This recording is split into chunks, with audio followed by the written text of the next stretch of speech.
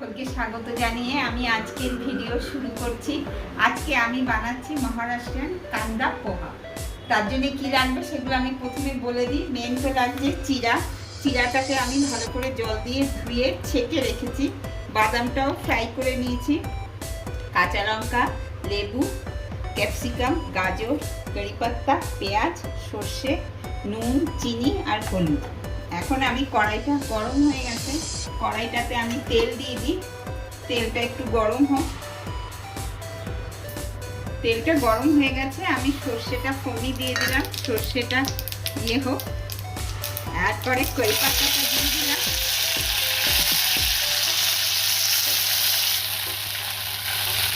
এখন আমি পেঁয়াজটাও দিয়ে দিলাম। পেঁয়াজটা দিয়ে আমি এখন একটু নাড়াচাড়া করলাম। তারপরে এক এক করে এই যে গাজর, শিমলা মির্চি এগুলোও দিয়ে দিলাম। কাঁচা লঙ্কাটাও দিয়ে দিলাম। দিয়ে এখন আমি এটা একটু ভাজা করে নেব। এর মধ্যে নুনটাও দিয়ে দিই। পরিমাণ মতো আমি নুনটা দিয়ে দিলাম। এখন এটা ভাজা হোক ভালো করে।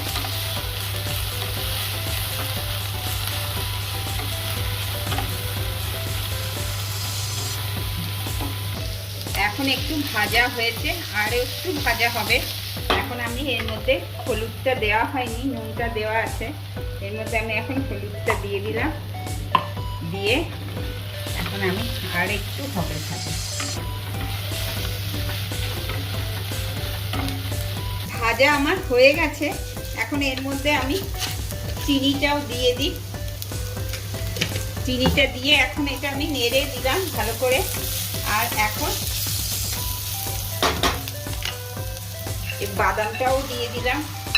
আর এখন এই যে পোহাটা আমি ছেঁকে রেখেছি, এই পোহাটা দিয়ে দেব। দিয়ে এখন আমি এটার সাথে ভালো করে মিশিয়ে দেব। এটা মিশালেই আমার হয়ে যাবে পোহা কান্দা পোহা। এই যে লেবুটা রেখেছি, এখন আমি এই লেবুর রসটা চিপে দিলাম। আমার হয়ে গেল কান্দা পোহা। এখন আমি এটা ঢেকে রেখে দেব। তারপরে আমি আসছি। পোহাটা আমার হয়ে গেছে, এখন আমি প্লেটে ঢেলে নিচ্ছি। এখন আমার প্লেটটা সাজানো হয়ে গেছে। এখন আমি উপর দিয়ে এই সেউটা ছড়িয়ে দিলাম। এইভাবে আমার কান্দা পোহা রেডি হয়ে গেল। আপনারা এইভাবে ঘরে বানিয়ে খাবেন।